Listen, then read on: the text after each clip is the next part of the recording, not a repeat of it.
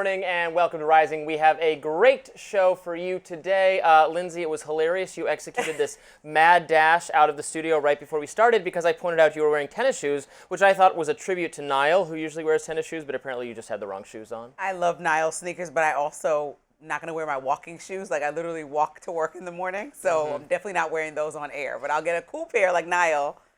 But otherwise, I had to run and go get because the viewers can see them because of our lack of table. I think it's time to address the elephant in the room, or the elephant not in the room, which is the lack of table, which I know the viewers are not thrilled about. You guys feel very strongly about it. We got a lot of opinions. I know, we could still get a table. We could think about it. Yeah, but where's it going to be? Like, it could be, like our heads will just peer over it. Yeah. I don't know. We're still working on it, so, bear with us. But we've got a lot to get to on today's show. Why don't you tell the folks about it, Lindsay? Yeah, so today on Rising, we'll talk about President Trump's total of 100, or he did a 180 on the Russia-Ukraine conflict, period. We are also going to cover Biden addressing allegations he wasn't aware of certain pardons that were signed with his name using the auto pen. And we'll be taking a look at Republicans' attack on public media and what they're really trying to accomplish. But first, Robbie, we got to start with your radar. What's on it?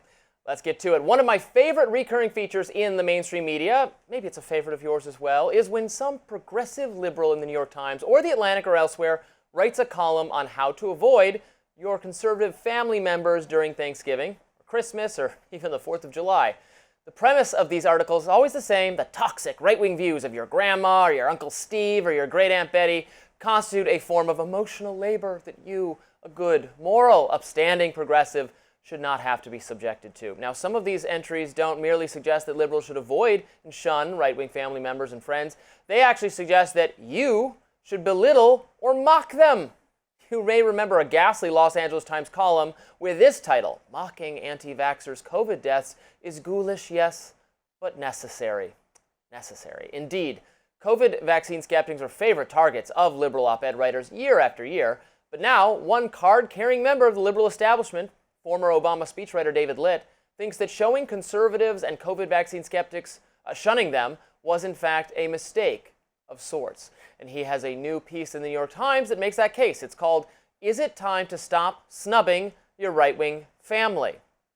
I'd say it was never time to start snubbing your family over politics, but better late than never, I suppose. In his op-ed, Litt explains how for years he sort of tried to avoid making conversations with his brother-in-law Matt, an ardent Joe Rogan fan who possesses contrarian, non-mainstream opinions that aren't universally right-wing but are definitely not progressive. Matt, importantly, declined to get the COVID vaccine. Oh no, choice that David disdained. He wrote the following in his New York Times column: "We were on opposite sides of a cultural civil war. The deepest divide was vaccination. I wasn't shocked when Matt didn't get the COVID shot, but I was baffled. Turning down a vaccine during a pandemic seemed like a rejection of science and self-preservation. It felt like he was tearing up the social contract that, until that point, I'd imagined we shared. Had Matt been a friend rather than a family member, I probably would have cut off contact completely. As it was, on the rare and always outdoor occasions when we saw each other, I spoke in disapproving snippets," end quote. Now, to David's credit, he admits in the column that he's decided he was wrong to snub his vax-hesitant relative. David says this siloing effect, where we started only interacting with people whom we totally agree with, that's unhealthy for our country. He writes, "When we cut off contacts or let algorithms sort us into warring factions, we forget that not so long ago we used to have things to talk about that didn't involve politics. Shunning plays in the hands of demagogues, making it easier for them to divide us and even in some cases to incite violence." And I agree with that, and I'm glad David no longer thinks it's a good idea to shun people over politics as a general principle. He's sorry he did that and admits he was wrong, but here's the thing. Shouldn't David also admit that his main beef with his relative, the thing that so riled him up about right-wing people, was a fervent belief that David ended up being dead wrong about, i.e. the importance of the COVID vaccine? Now, nowhere in his column does this progressive New York Times writer, who was willing to shun someone for not getting the jab, acknowledge that, as it turned out, getting the vaccine is a personal choice that doesn't have much bearing on other people's health. David writes that choosing not to get the vaccine was shredding the social contract. Actually, no. Forcing people to get the COVID vaccine or lose their jobs, that was shredding the social contract. It's exactly what President Joe Biden tried to do until the Supreme Court actually stopped him.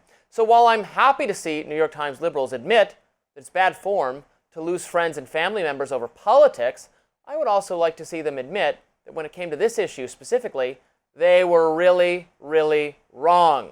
Don't worry, any liberal friends and family members out there, I'm certainly not going to shun you because you were wrong about this. But you were wrong. And I have to comment on this, Lindsay. This just came to my attention. It was too late for me to put it in the script, so I'm going to read it off my phone. If I can pull up the things I favorited, the things I liked on Twitter.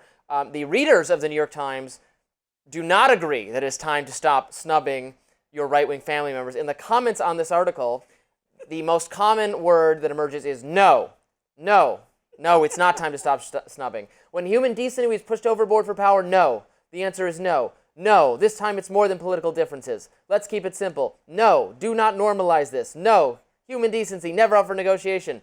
Man, these people. Did you heart take the L. Did you heart that many no's? It was somebody else did this hard part of screenshotting it for me. I was with you. I was following along. Yeah, Like, oh, great with points, me. great points. But then you started going on a rampage, as you always do, about COVID. And Yeah. it's like people did the best they could with what they had. At No, the they moment. didn't. Yes, they did. People wanted to. So naturally, I'm upset with you if I think, okay, people in my proximity are passing away due to this virus that's going rampant.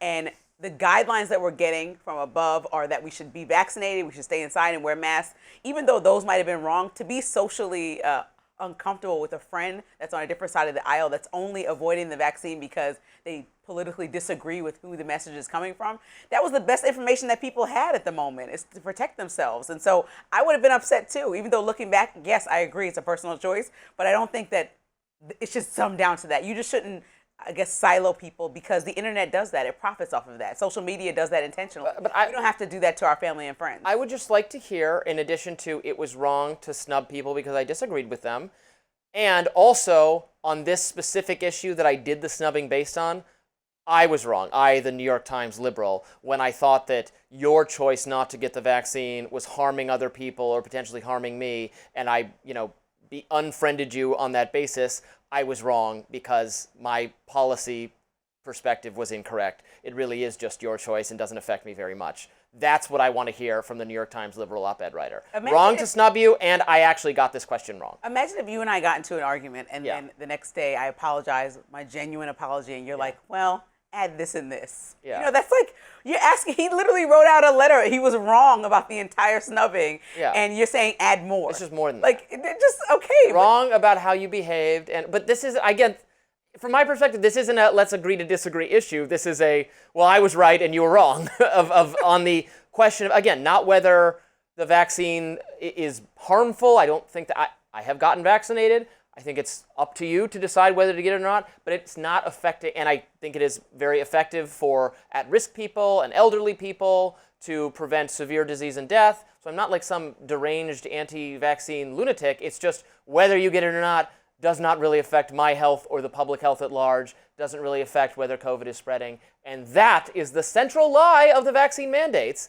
and I want more acknowledgement that they were wrong. Well, you're never going to be satisfied with the level of acknowledgement, but what I do see in this piece is a coming to terms that everybody went way too far, the pendulum swung way too far, and people did shut out a lot of people for political views.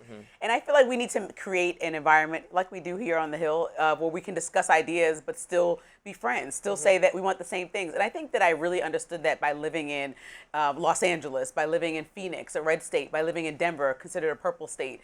So there's so much there, and everyone wants the same thing. People want to fund their families, feed their families, happiness, like basic rights. Well, you're the rare liberal of sorts who doesn't mind having provocative discussions with someone on the other side, and I think that's to your credit. But you're maybe a rare breed. I don't know. I think everyone is out there opening their mind to having bigger, broader conversations. I hope so. Up next, Trump imposes a new peace deadline on Russia, or else. We'll be right back.